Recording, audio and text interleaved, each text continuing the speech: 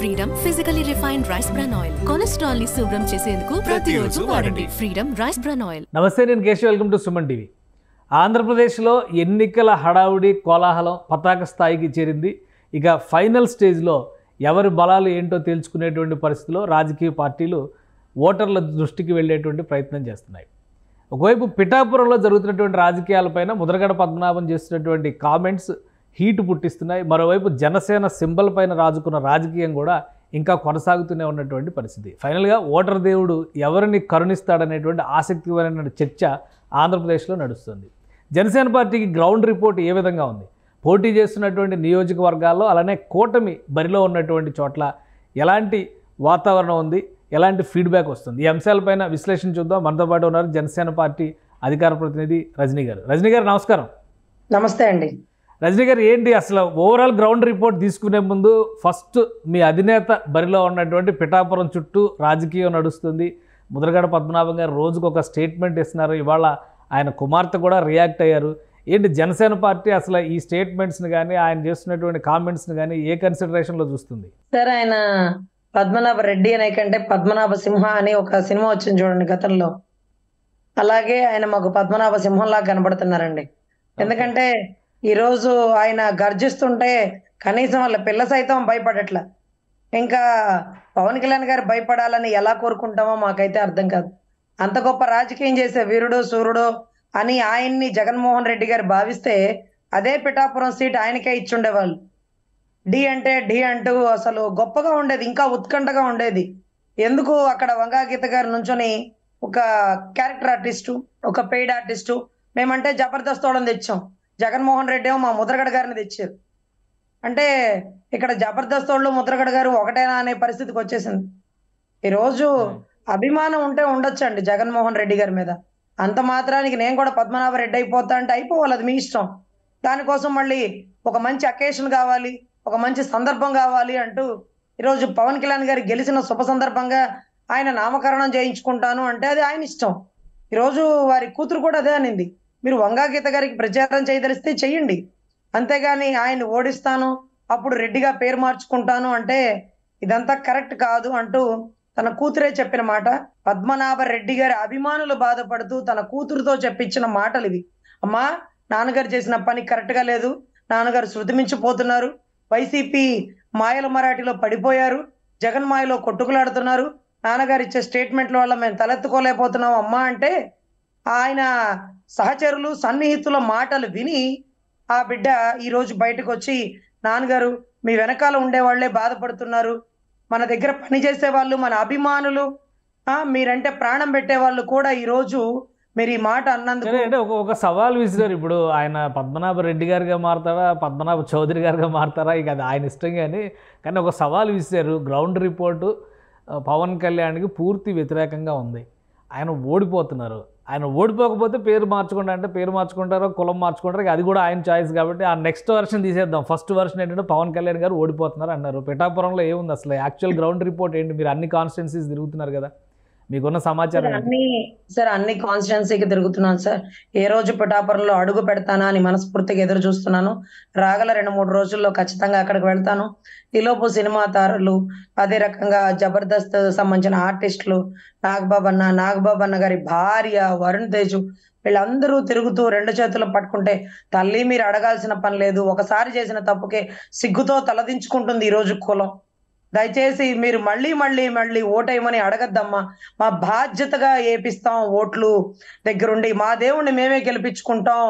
ఇక నుంచి మా మనసుల్లో ఏదైతే పిఠాపురం ఏదైతే స్వామివారితో పాటుగా మా గుండెల్లో కొలువుండే దేవుడు ఈరోజు మా పవన్ కళ్యాణ్ అమ్మ, మీరు అడగద్దు తల్లి అంటూ వచ్చిన ప్రతి ఒక్కరికి అక్కడ ఉండే వాళ్ళే ఈరోజు 2 చేతులు పట్టుకుని దయచేసి అడగండి అమ్మా, మా బజార్ అడగద్దండి, మా బజార్ అంతా ఆయన అభిమానులేనండి, అదిగో సందుచూరులో మేము ఇష్టంగా ఫ్లెక్సీ పెట్టుకున్నాను, మేమంతా ఆయన అభిమానులు అమ్మ, మీరు అనవసరంగా టైం వేస్ట్ చేసుకోవద్దు అంటూ కొన్ని ఏరియాల్లో అసలు రానివ్వట్లేదండి. ఎందుకంటే అసలు మీరు చెప్పాల్సిన పని ఏంటమ్మా, అది మా బాధ్యత, దేవుడు రథం మా ఊరి దగ్గర ఆగిపోతే అది పండగలాగా ఉందమ్మా, మాకు ఈరోజు ఎలక్షన్ లా లేదు అంటూ ఈరోజు జాతర జరుగుతున్న జనజాతర జరుగుతున్నటువంటి పిఠాపురంలో ముద్రగడ గారు పగటి కలలు కంటున్నాడా, ముద్రగడ గారు నిద్రగడలాగా మధ్య మధ్యలో నిద్రలేసి ఆవలింతల మధ్యలో ఏదో మాట్లాడేసి పడుకుంటున్నాడా అంటే కోర్స్ వాస్తవమేమో. ఎందుకంటే తనకు అన్న కూతురు కూడా ఏమాత్రం తప్పుగా మాట్లాడలేదండి. ఎందుకు ఇలా మాట్లాడుతున్నారు నాన్నగారు? అభిమానం ఉంటే వంగా గీత గారిని గెలిపించుకోవాలి, అంతేగాని పవన్ కళ్యాణ్ గారిని ఓడిస్తూ అంటూ తన సహచరులు సైతం ఆయన గురించి, ఆయన మాట్లాడిన స్టేట్మెంట్ల గురించి బాధపడుతున్నారు. ఆయన ఒక క్లారిటీ ఇచ్చారు, ముద్రగడ పద్మనాభం గారు ఒక క్లారిటీ ఇచ్చారు. ఇక ఆమె తన కూతురు తన దగ్గర ఉన్నప్పుడు తన కూతురు ఇప్పుడు అత్తగారింట్లో ఉంది కాబట్టి వేరే ప్రాపర్టీ అన్నట్టుగా ఆయన మాట్లాడారు. కాబట్టి ఆ మాటలు పెద్దగా పట్టించుకోవాల్సిన అవసరం లేదు, ఎవరో వెనకుండి రెచ్చగొట్టి పెయిడ్ ఆర్టిస్టులు మాట్లాడిస్తున్నారు అన్నారు. సో దాని గురించి అంత సీరియస్గా తీసుకోవాల్సిన అవసరం ఉందా? వాళ్ళ ఫ్యామిలీ మ్యాటర్ కింద దాన్ని చూస్తానికి అవకాశం లేదా? కన్న తండ్రి ఏంటి బిడ్డని ఒక ప్రేమగా అభిమానంగా ఉండాలి, బాధ్యత అనుకుంటే కూడా తప్పు అనుకునేటటువంటి మా లాంటి ఆడబిడ్డలం ఈరోజు తండ్రి ఒక బిడ్డని ప్రాపర్టీతో పోల్చాడు. అతని ప్రాపర్టీని పక్కన వాళ్ళకి అమ్మేశాడట. సో ఈ ప్రాపర్టీ మీద నాకు హక్కు లేదంటున్నాడు. ఈ రోజు కొడుకైతే హక్కు ఉంటదంట. అంటే హరిరామయ్య జోగయ్య గారు కొడుకు మాట్లాడినప్పుడు దానికి హరిరామయ్య జోగయ్య గారిని తిట్టండి, కానీ ముద్రగడ గారి కూతురు మాట్లాడినప్పుడు ముద్రగడ గారిని ఏమనకండి, ఇది నా ప్రాపర్టీ కాదు, నేను పక్కన వాళ్ళకి అమ్మేశాను అంటున్నటువంటి ధోరణి ఆడవాళ్ళని కించపరుస్తున్న పరిస్థితి. ఈ రోజు తన బిడ్డనే ప్రాపర్టీ అన్నోడు వంగా గీతను ఏమంటారు? సేల్డ్ ప్రాపర్టీనా, డీమ్డ్ ప్రాపర్టీనా, ట్రాన్స్ఫర్ ఆఫ్ ప్రాపర్టీనా? ఏంటి సార్ ఈ పదాలు? నా బిడ్డ ఆడబిడ్డే గాని ఈడబిడ్డ కాదు అంటే ఒక తప్పు లేదు. బిడ్డని ప్రాపర్టీతో పోల్చినటువంటి దౌర్భాగ్యుడు మాటల్ని ఈరోజు ఏ రాష్ట్ర ప్రజలు పట్టించుకోవాల్సిన పరిస్థితి లేదండి. తన కన్న కూతురే తండ్రిని ఒక్క మాట లేదు. పవన్ కళ్యాణ్ మీద అభిమానం పొంగినా తన తండ్రిని కించపరచల. వైసీపీ అవసరానికి ఉంచుకొని వాడేసి వదిలేసిద్ది.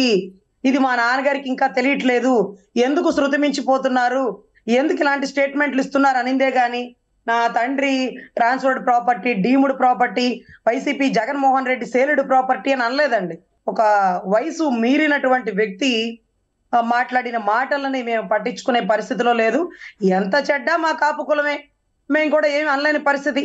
ముద్రగడ గారిని మళ్ళీ ఎలక్షన్ అయిపోగానే నిద్రపోతారు వెళ్ళిపోయి, ఆయన ఏదో ఎలక్షన్ ముందు కాసేపు ఎందుకు వస్తున్నారంటే దే పెయిడ్ నో అన్నట్టుగా టకాటకా బయటకు వచ్చేస్తారు, నీకు మొలతాడుందా, నువ్వు మొగాడువేనా అంటూ కొన్ని అసభ్య పదజాలాలు సైతం ఆయనతో మాట్లాడిస్తున్నారండి. ఎందుకంటే ఇంతవరకు ఆయన చరిత్రలో ఎప్పుడు కూడా ఇటువంటి నీచపు మాటలు మాట్లాడిన రాజకీయం లేదు. రంగా గారితో పాటు తిరిగారా, కాంగ్రెస్ లో ఉన్నారా, బీజేపీలో ఉన్నారా, టీడీపీలో బలమైన మినిస్ట్రీలు చేశారా? ఇటువంటి వ్యక్తులను పెంచి పోషించిన చంద్రబాబు గారు ఈ రోజు ఆయనకి బద్ధ శత్రువులు అయిపోయారు. ఆయనకి విరుద్ధంగా ఆయన పక్కన ఉండే ప్రతి ఒక్కడు నాకు శత్రువుగానే భావిస్తూ ఈరోజు పవన్ కళ్యాణ్ గారి మీద స్టేట్మెంట్లే కానీ ఈ రోజు పవన్ కళ్యాణ్ గారు ముద్రగడ గారిని నోరు తెరిచి ఒక్క పదం వాడినటువంటి హిస్టరీ ఏమైనా ఉంటే చూపించమనండి. అప్పుడెప్పుడో ద్వారంపూడి గారిని మా జన సైనికుల్ని ఆడబిడ్డల్ని ఎమ్మడబడి కొట్టారు కాబట్టి నా ఆడబిడ్డల జోలికి వస్తావా ద్వారంపూడి, నిన్ను గుడ్డలిప్పదీసి కొడతానంటే ఈ రోజు ఒకడు మాట్లాడతాడు. ద్వారంపూడి అంటే ఎవరు అనుకున్నావు? ఆ రోజు మన కాపు ఉద్యమప్పుడు ఉప్మాలు పెట్టింది ఆయనే. ఉప్మా తిన్న విశ్వాసం లేదా అంటే మాకేం తెలుసా బాబు, నీ ఉప్మాలు ఏమనుకుని తిన్నావు? ఆ ద్వారంపూడి పెట్టిన ఉప్మాలా? ఆ ఉప్మా లేదా ఆయన పరిస్థితి ఆయన పంపిస్తాంలే, అక్కడ కూడా పరుగు పోయింది. పెట్టే ఉప్మా అన్న ఇది పెట్టలేకపోయావు, లేకపోతే మా ఉప్మా మేము తెచ్చుకునే వాళ్ళం కదా. పక్కింటోడితో భోజనం పెట్టి ఈ రోజు పక్కింటోడు మమ్మల్ని తిట్టినా గానీ నోరు మూసుకొని ఉండాలి, మా ఆడబిడ్డలు కొట్టినా గానీ నోరు ఎత్తకూడదు, ఆయన పెట్టిన ఉప్మాలు తినలేదా అంటే ఏం చెప్పాలో అర్థం కాని పరిస్థితి అండి. రైట్ రైట్ కానీ ఓవరాల్గా ఇప్పుడు ఆంధ్రప్రదేశ్లో ఒక పీక్ స్టేజ్కి వెళ్ళింది. ఇంకా మహా అయితే ఇంకొక 7 రోజులు 8 రోజులు ప్రచార పర్వం కొనసాగేటువంటి పరిస్థితి ఉంది.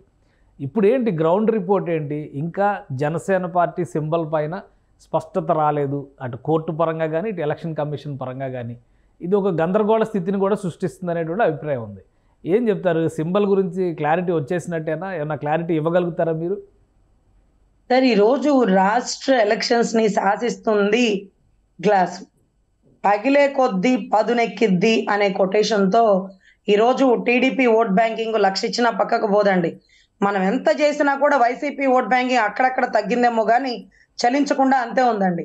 ఇకపోతే జనసైనికులు ఎటుంటే అటే గెలుపు. అందుకనే రాష్ట్ర ఎలక్షన్స్ మొత్తం కాపుల చుట్టూ నిండుతుంది. రాష్ట్ర ఎలక్షన్స్ లో స్టార్ క్యాంపెయినర్ గా వంగవీటి రాధా గారే తిరుగుతున్నారు.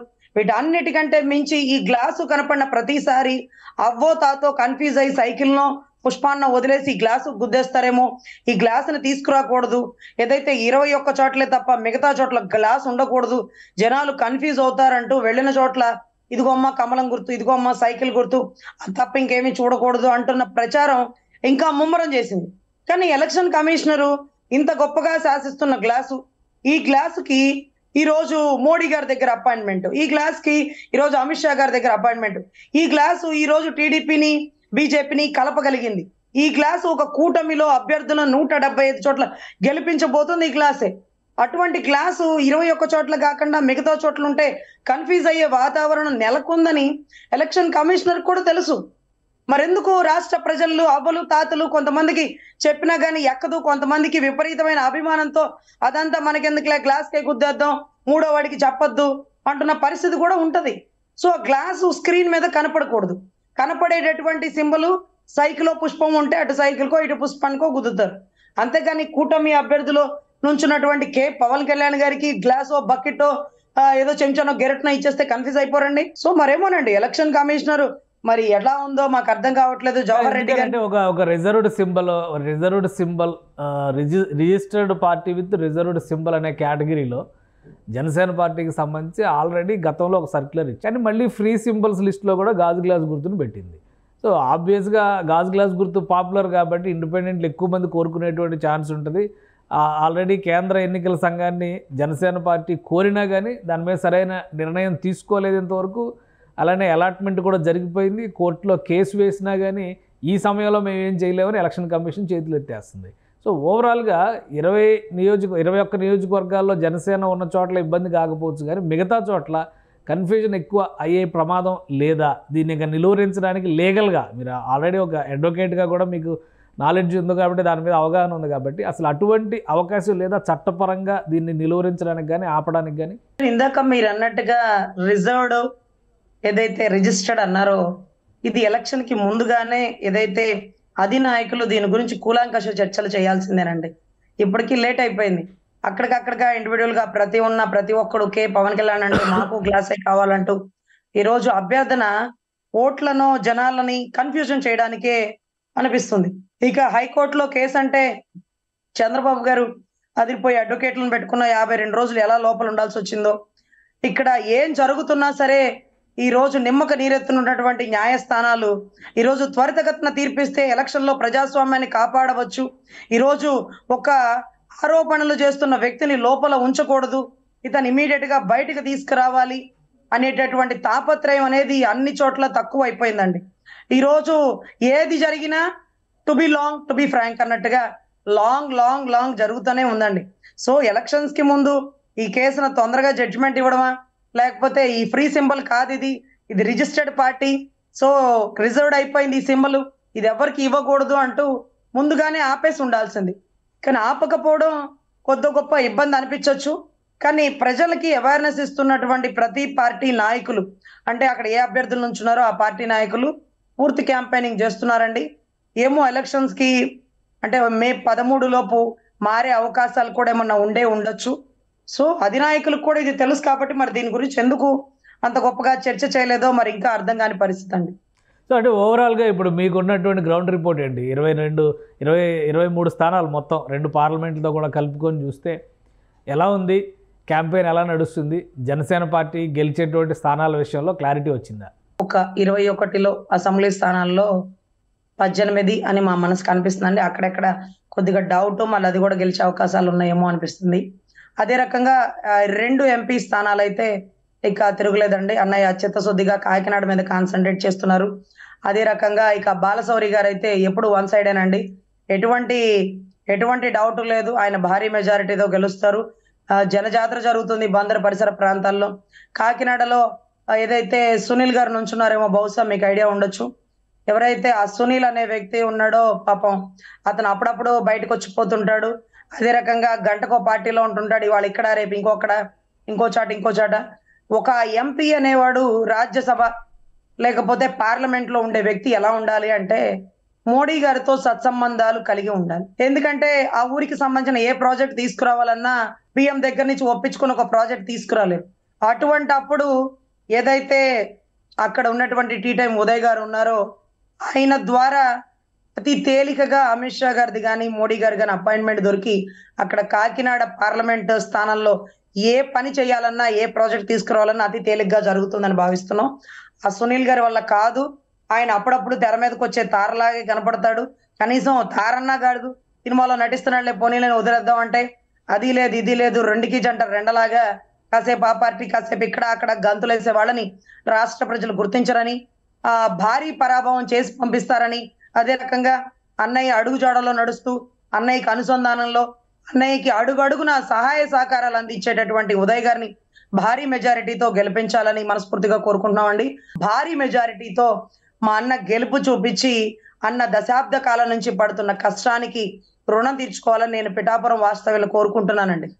అంటే ఇప్పుడు ఓవరాల్గా మీరు చెప్పిన అంశాలను బట్టి చూస్తే కూడా ఈ లాస్ట్ వారంలో ప్రచారం, రేపు ఎల్లుండి సాయిధరం తేజ వీళ్ళందరూ కూడా పిఠాపురంలో పిఠాపురం, కాకినాడ, అలానే మచిలీపట్నం ఇవన్నీ కూడా వరుసగా ఒక 3 రోజులు ఏదో పర్యటనలు పెడుతున్నారు. సో అందరూ ఎదురు చూస్తుంది మెగాస్టార్ చిరంజీవి వస్తారా రారా, వచ్చే అవకాశాలు ఉన్నాయా లేవా, అలానే రామ్ చరణ్ వస్తారా, ఈ చర్చ అంతా నడుస్తుంది. ఏంటి దానికి సంబంధించి జనసేన పార్టీలో ఏమన్నా ఇంటర్నల్గా సమాచారం ఉందా, వచ్చే అవకాశాలు ఏమన్నా కనిపిస్తున్నాయా? సార్ ఈ రోజు 5వ తారీఖు ఆయన వస్తారంటున్నారు, మళ్ళీ డేట్ అటా ఇటా అన్నారు, మాకు తెలియదు. కానీ పవన్ కళ్యాణ్ గారు వీరిని రండి అని ఎవరిని పిలవరండి. వారి అభిమానం తట్టుకోలేక, అభిమానాన్ని ఆపుకోలేక ఈ రోజు వచ్చేవారే కానీ ఈ రోజు ఎవరు వచ్చినా, క్యారెక్టర్ ఆర్టిస్ట్ వచ్చినా లేకపోతే జబర్దస్త్ ఆర్టిస్టులు వచ్చినా, అదే రకంగా అన్న దగ్గరికి వెళ్ళి ఈరోజు పార్టీ ప్రచారానికి కానీ లేకపోతే పార్టీలో నుంచి అభ్యర్థులకు ఇవ్వాల్సినటువంటి అక్కడక్కడ ఏమైనా ఆర్థిక ఇబ్బందులు ఉంటే వాళ్ళని ఆదుకోవడానికి కానీ వాళ్ళ అన్న దగ్గరికి వెళ్ళి 5 కోట్లు తెచ్చుకొని ఈరోజు కాళ్లకు మొక్కుతుంటే మాకు నిజంగా కన్నీటి పర్యంతం అయిపోయిందండి. ఎందుకంటే ఈ వయసులో హిందీలో సినిమాలు తీసుకోవాలా, తమిళంలో తీసుకోవాలా, లేకపోతే ఒక కోల్గేట్ లో ఉప్పు ఉందా అంటే కోట్లు ఇస్తారు, అదే వ్యవస్థలో తప్పు ఉందా అంటే కోర్టులో కేసులు వేస్తారు. ఒక థమ్సప్ బ్యాడ్కి కానీ, ఒక ఎవరెస్ట్ మసాలాకి కానీ, ఒక చెప్పులకు కానీ, ఏ షాపు మాల్ ఓపెనింగ్ కానీ రాని నా అన్న, డబ్బు మీద ధ్యాస లేని నా అన్న సేవా దృక్పథంతో రాజకీయంలోకి వస్తే ఆయనకి జరిగిన అవమానం నిజంగా వర్ణనాతీతం అండి. నిజంగా ఈ రోజు ఏదైతే అన్నయ్య వనవాసాన్ని అనుభవించేశాడు, ఇక పట్టాభిషేకం పిఠాపురంలో జరగబోతుందని మనస్ఫూర్తిగా కోరుకున్నామండి. మమ్మల్ని కూడా ఎంతో మంది 3వ కంటికి తెలియకుండా మీకు డబ్బులు ఇస్తాం, మీరు ప్రచారానికి రాకండి, లేకపోతే మీరు పార్టీ కండవా కప్పుకోండి, ఇంకోటి అని ఆఫర్లు వస్తున్నప్పుడు నేను ఒప్పుకోలేదండి. కానీ అప్పుడు ఇంకొక ఆఫర్ వచ్చిందండి. సరే మీరు కండవా కప్పుకోవడానికి ఆలోచిస్తున్నారు, 3వ కంటికి తెలియకుండా చెప్తాము, మీకు బాగలేదని రెస్ట్ తీసుకోండి అంటున్న తరుణంలో నేను అన్నాను, ఒకవేళ 3వ కంటికి తెలియదు, నేను బాగలేదని రెస్ట్ తీసుకుంటాను, కానీ నా మనస్సాక్షికి తెలుసు నా అన్నని మోసం చేశానని, నా మనస్సాక్షికి తెలుసు నా అన్న పిలిచి నాకు పదవి ఇచ్చాడని, అంతకంటే జన్మం ఇంకొకటి ఉండదమ్మా అంటూ ఈరోజు ఎంతో మందికి నా స్వహస్త్రాలతో నేనే వాళ్ళు ఇచ్చిన కాండవాలో డబ్బులో వెనక్కి పంపించినటువంటి పరిస్థితులు ఉన్నాయండి.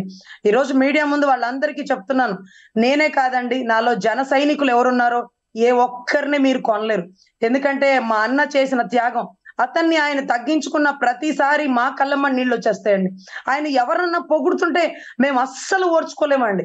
ఆయన ఒక్కళ్ళని పొగిడేదేంటి, ఆయనే పొగడతలకి ఈ రోజు రారాజు. అసలు పవర్ స్టార్ అంటే పేరులో ఎక్కడో ఇచ్చే పవర్ కాదు, ఆయన పేరులోనే ఉంది పవర్, ఆయన మాటల్లో ఉంది పవర్, ఆయన చేతల్లో ఉంది. ఈ రోజు మా అధినాయకుడే మాకెప్పటికీ హీరోనండి, మా గుండెల్లో ఆయన ఎప్పటికీ సీఎం స్థాయినండి. ఇలా చాలా మంది కాపులను కూడా కొనదలిచారని చెప్పారండి. అన్నని మోసం చేసే సోదరులు ఎవ్వరు ఉండరండి. సో ఖచ్చితంగా భారీ మెజారిటీనే కాకుండా 130 చాట్ల కూటమి గెలవబోతుంది. కొన్ని చాట్ల ఏదైతే కమ్మ కాపు కలిసే ఇబ్బందులు ఉన్నప్పటికీ అధినాయకుడు ముఖం చూసి తగ్గుకొని, తలదించుకొని, తల వంచుకొని, తప్పించుకొని మేము ప్రచారంలో ముందుకు వెళుతున్నాము. మా అధినాయకుడు మాకు ఇచ్చిన ఆదేశాన్ని శిరసా వహిస్తాము. తర్వాత మేము ఎన్ని అవమానాలు ఎదుర్కొన్నాం, ఎన్ని ఇబ్బందులు పడ్డారు, నా సోదరిని నా సోదరులు ఎంత ఇబ్బంది పెట్టారని మా అన్న ఖచ్చితంగా తెలుసుకున్నాడని భావిస్తూ వాళ్ళు ఇచ్చే డబ్బులకి లొంగకుండా, వాళ్ళ బెదిరింపులకి వంగకుండా మేము మా అన్నకి ప్రచారం ఎవరు అట్లా ఆఫర్ చేసే వాళ్ళు ఎవరున్నారు? ఎందుకంటే చాలా మంది జనసేన నుంచి కూడా పార్టీలు మారారు, జెండాలు మార్చుకున్నారు, కప్పుకున్నారు, ఆల్రెడీ అన్ని చూస్తున్నాం మనం. ఎవరు మీకు అట్లాంటి ఆఫర్లు ఎవరు ఇచ్చారు? ఇక్కడ విడుదల రజనీ గారి వర్గం కూడా భారీ ఆఫర్లు మాకు మొగ్గు చూపారండి. 3వ కంటికి తెలియకుండా గుంటూరులో ప్రచారం చేయకుండా ఉంటే చాలు మీకు బంపర్ ఆఫర్ ఇస్తామని. అమ్మా 3వ కంటికి సిటీ ప్రెసిడెంట్ మారిపోయాడు కదా, విడుదల రజనీ గారి దగ్గరికి వెళ్ళి కూర్చున్నారు కదా, గుంటూరు సిటీ ప్రెసిడెంటే, జనసేన పార్టీ అధ్యక్షుడే వెళ్ళి కూర్చున్నారు కదా. సార్ అందరినీ కొనే కాడికి ఆ జాబితాలో మీకు కూడా ఆఫర్ ఇచ్చారా? మా మూడో కంటికి తెలియదు అన్నాడు, మా మనసాక్షి ఒకటి ఉంటదండి, నేను అడిగితే అన్న పిలిపించాడా, నేను అడగకుండా నాకు ఇచ్చిన పదవి సార్. ఆయన్ని మోసం చేసిన బతుకే మాది బతుకు కాదు. మేము ఖచ్చితంగా చచ్చే చివరి వరకు మా అన్న జెండా మోసిన ఉన్నంత వరకు ఆ జెండా నీడలోనే మేము మెసులుతాము, నడుస్తాము అంటూ చెప్పడం జరిగిందండి. ఈరోజు భయంకరమైన ఆఫర్లే కాదండి, ఈరోజు కొన్ని బెదిరింపులు కూడా ఉంటుంటాయి. రేపు ప్రభుత్వం వచ్చాక మీరు ఎక్కడుంటారో తెలుసా అని. రేపు ప్రభుత్వం వచ్చాక లేకపోతే ఇంకోటి అంటే ఇంకా కూడా మీ ప్రభుత్వం వస్తుందన్న పిచ్చి భ్రమలో ఉన్నారంటే మీరు ఇక పగటి కలలు కనడం, పట్ట పగలే చుక్కలు లెక్కేసుకునే పరిస్థితి అండి. కూటమి గెలవబోతుంది. చంద్రబాబు గారు ముఖ్యమంత్రిగా ప్రమాణ స్వీకారం చేయబోతున్నారు. మీరు పక్క దేశాలకే పోతారా, దేశాల్లో దీవుల్లో దాక్కుంటారా, అది మీ ఇష్టం. ఎట్టి పరిస్థితుల్లో నికాసైన జన సైనికుడిని, నిజాయితీ పరుడైన జన సైనికుడిని, ఒక అధినాయకుడిని అభిమానించే జన సైనికుడిని కొనలేరండి. నేను ఇక్కడ ఏం చెప్తున్నానంటే సైనికుడిని అంటున్నాను కానీ నాయకుడిని అనట్ల. ఎందుకంటే అక్కడక్కడ ఎమ్మెల్యే అవ్వాలనుకున్న వాళ్ళు అవ్వలేనప్పుడు కొద్దో గొప్ప వెనక్కి తగ్గి అవతలోడు ఇచ్చిన పేమెంట్ తీసుకొని పక్కకు వెళ్ళిపోవచ్చు. కానీ మేము కార్యకర్తలం సార్, మేమేమీ ఆశించి రాలేదు. అన్నయ్య అడుగు జాడల్లో ఆదర్శాల వెనకాల నడవాలని వచ్చాం. సో మాకు ఏ ఆశలు లేవు కాబట్టి అన్న ఆశే మా ఆశ. అన్న వచ్చే ఆశ వచ్చే అనగానే మేము ఎక్కడున్నా రోమాలు లెక్క పొడుస్తాయండి. అవతలోడు ఇచ్చిన పేమెంట్ కూడా విసిరేసి ఆ పాటకి డాన్స్ వేసుకుంటూ వెళ్ళిపోయే నా జన సైనికులు ఉన్నంత వరకు మా అన్న ఎప్పటికీ తగ్గడండి. ఎక్కడ నెగ్గాలో కాదు, ఎక్కడ తగ్గాలో తెలిసిన వాడు మా అన్న. ప్రైమ్ మినిస్టర్ వస్తున్నారు, 6, 8 తారీఖుల్లో షెడ్యూల్ ఖరారైంది, ఆంధ్రప్రదేశ్ విజిట్ అంటున్నారు. సో ఆ సందర్భంలో ఏమన్నా మెగాస్టార్ చిరంజీవి గారు కూడా వచ్చే అవకాశాలు ఉన్నాయా? సరే ఒకళ్ళు వస్తేనే తట్టుకోలేమో, మళ్ళీ ఇద్దరు ఒకేసారి వస్తే ఇంకా తట్టుకోగలవా అంటూ చిరంజీవి గారు అయితే మాత్రం ఖచ్చితంగా పిఠాపురం వస్తారండి. ఎందుకంటే ఈ రోజు ఏదైతే మొండివాడు, రాజు కంటే మొండివాడు గట్టివాడు అంటూ ఈరోజు చిరంజీవి గారు ఇప్పుడు ఒకటే అంటారంట, మనకి తెలియని రాజకీయాలు, ఈ అవమానాలు మనం ఎదుర్కోలేవు, మన కుటుంబంలో ఎవరు రాజకీయం చేసిన వాళ్ళు లేరు అంటూ అప్పట్లో ప్రజారాజ్యాన్ని కాంగ్రెస్ లో కలిపేస్తున్నప్పుడు యువరాజ్యం అధినేత అయినటువంటి పవన్ కళ్యాణ్ గారు నేను ఆ పార్టీని కాపాడుకుంటా వస్తాను అంటే మధ్యలో కుట్రకోణంతో డొక్కు స్కూటర్ మీద వెళ్లే కన్నబాబు ఏదైతే అన్నకి తమ్ముడికి కూడా గొడవలు పెట్టే ప్రయత్నం చేశారట. సో ఆ టైంలో ఏదైతే పవన్ కళ్యాణ్ గారిని చిరంజీవి గారికి అపాయింట్మెంట్ కూడా ఇవ్వనివ్వలేదట. వద్దు చిరంజీవి గారు, కళ్యాణ్ బాబుకి పార్టీని అప్పచెప్పద్దు, కళ్యాణ్ బాబు నడపలేడు, కళ్యాణ్ బాబు అది ఇది అన్నాడట. కానీ ఆ టైంలో చిరంజీవి గారు మళ్ళీ కళ్యాణ్ బాబు లేని భారాన్ని ఎత్తినేసుకుంటాడు, ఇబ్బంది పడతాడని ఒకే ఒక్క దృష్టితో కాంగ్రెస్ లో విలీనం చేయడం జరిగిందట. ఇది స్వయంగా కళ్యాణ్ బాబు గారు నాతో కలిసినప్పుడు 40 నిమిషాలు మాట్లాడినప్పుడు చెప్పిన పదాలండి. అదే రకంగా ఈ రోజు ఏదైతే అవమానించినటువంటి కన్నబాబు ముందే ఒక ప్రత్యేక పార్టీలో, ఒక జనసేన పార్టీలో జన జాతర చేస్తూ ఈ రోజు మోడీ గారిని సైతం మెప్పించి ఆయన మనసును దోచుకొని నా వెనకాల పవన్ జీ ఉన్నారంటే ఈ రోజు రాష్ట్ర రాజకీయాలే కాదండి, జాతీయ అంటే నేషనల్ రాజకీయాలని కూడా శాసించగల నాయకుడు ఈ రోజు పవన్ కళ్యాణ్ గారు అంటూ ఎక్కడ పడిపోయాడో అక్కడ లేచాడండి. ఎందుకంటే ఒకవైపు గెలుపులో ముందుకు వెళ్ళడం కాదండి, ఓడిపోయిన తర్వాత గెలవడం ఉంది చూడండి, అప్పుడే కిక్ ఉంటుందండి. ఊరికే చేస్తే ఏముంటుందండి. రైట్, థ్యాంక్ యూ రజనీ గారు మీ అభిప్రాయాలను తెలియజేసినందుకు. ఇది ఆంధ్రప్రదేశ్లో జనసేన పార్టీ ప్రచార పర్వంలో దూసుకుపోతుంది. సింబల్ విషయంలో కొన్ని గందరగోళాలు ఉన్నప్పటికీ కూడా ఆ సింబల్ని వీలైనంత ఎక్కువ మంది ప్రజలకి చేరేలాగా జాగ్రత్తలు తీసుకున్నారు. అలానే నరేంద్ర మోడీతో పాటు మెగాస్టార్ వస్తే ఇక అంతకంటే సంతోషకరమైనటువంటి రోజు ఉండదు జన సైనికులకి అనే మాట చెప్తున్నారు. మరోవైపు జన సైనికుల్ని, జనసేన నేతలను కూడా ప్రలోభపెట్టేటువంటి ఎత్తుగడలు చివరి నిమిషం ప్రయత్నాలుగా ఆంధ్రప్రదేశ్ రాజకీయాల్లో జరుగుతున్నాయి. నిజమైన జన సైనికులు వీటిని తిరస్కరిస్తున్నారని ఆమె చెప్తున్నారు. ఇది special discussion. Keep watching. Suman టీవీలో మీ పర్సనల్ అండ్ బిజినెస్ ప్రమోషన్స్ కోసం కింది నెంబర్కి కాంటాక్ట్ చేయండి.